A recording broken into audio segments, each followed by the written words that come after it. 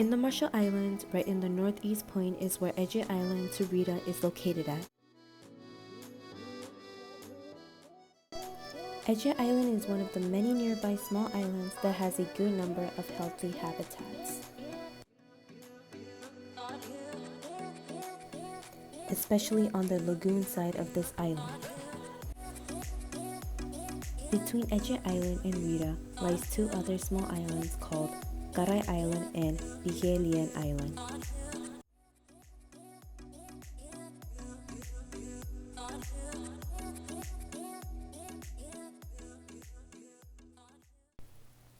Right on the lagoon side of Karai Island, a ship that was once used in World War II was dumped right on that target.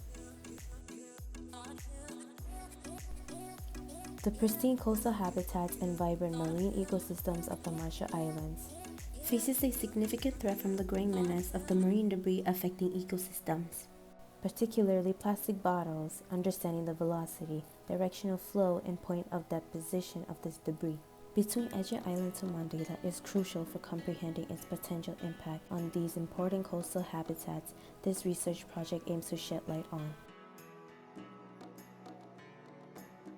The movement and transport of plastic bottles in the region, while also identifying the areas where they are accumulating and their potential ecological consequences. By undertaking this critical study, we can develop effective mitigation strategies to protect the environment and the communities of the Marshall Islands from the detrimental effects of marine debris.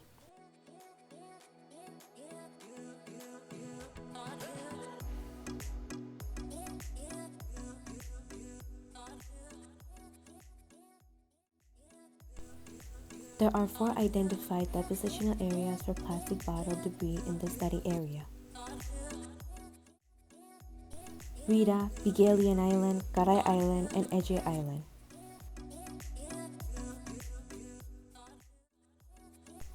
Each dot on each depositional areas are to show where exactly the plastic bottles always ends up at.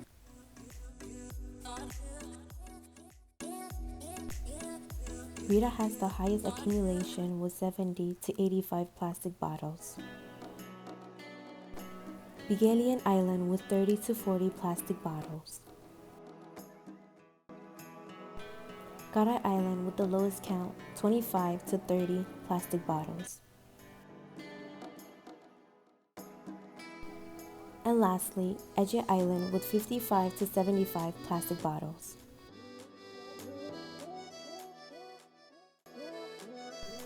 These accumulations indicate presence of plastic pollution in these coastal environments. For habitats, 3 were identified in the study area. Seagrass was found at Rita, where the highest number of bottles was dropped. This indicates that plastic debris is likely affecting the seagrass habitat and places it at risk for ecological degradation. Schools of different fish species were observed at Karai Island and Ejit Island, where plastic bottles were also found. This suggests that plastic pollution might be affecting these fish habitats, which can negatively impact the overall fish population dynamics. Additionally, healthy and thriving coral reefs were observed in front of Bigalian Island, as well as Ejit Island, where plastic bottles were also found. This implies that despite plastic debris being present in these areas, the corals are currently resilient and able to withstand the impact. However, continued plastic pollution could pose a long-term threat to the health and resilience of coral reef ecosystems. Plastic bottles as marine debris can significantly impact all 3 areas. For seagrass, plastic bottles can physically smother the shade of the seagrass, leading to reduced photosynthetic activity and impeding growth.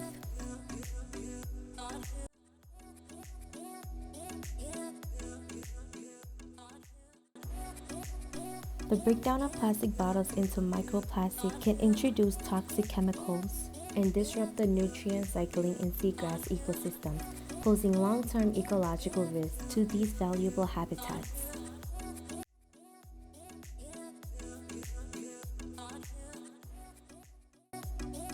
For schools of fishes, floating bottles can be mistaken for food, leading to ingestion by fish species, which then can alter fish behavior, diverting their natural foraging patterns. Lastly, for coral reefs, physical contact with plastic bottles can directly damage coral, causing abrasion and breaking of coral polyps. The directional flow of the marine debris in the southeast direction indicates a potential source and transport pattern of the plastic bottles.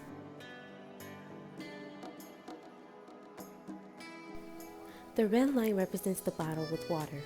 The green line represents the bottle without water. These symbols, seagrass, coral, and schools of fishes, are where the important habitats are located at.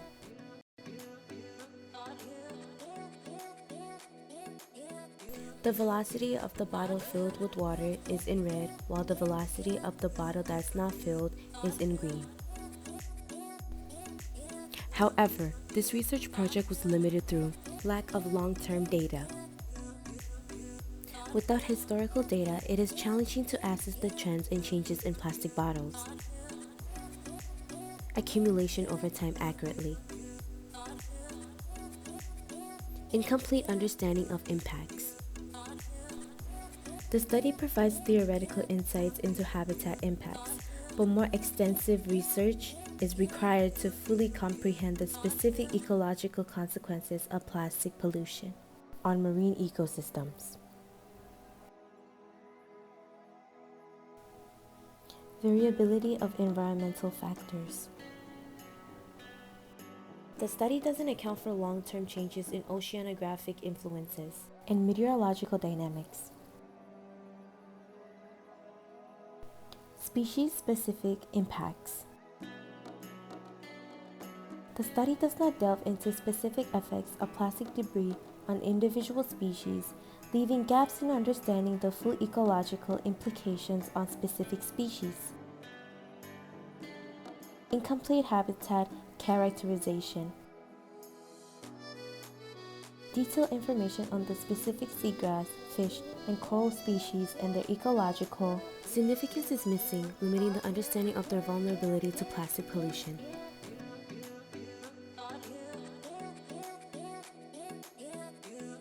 Human activities influence. The study does not consider the influence of human dropping bottles into depositional areas and adding in the quantity of bottles in the area.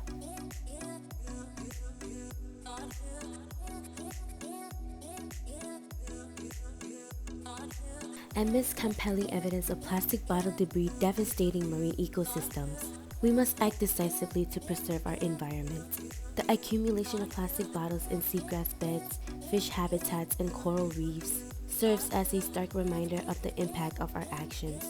Nevertheless, we can draw inspirations from nature's resilience observed in front of Bigilian and Ejit Island, empowering us to take responsibility and protect our marine resources. Through collective action, embracing sustainability, advocating for better waste management, and reducing plastic use, we can break the cycle of pollution and leave a legacy of hope, ensuring a thriving marine world for our future generation.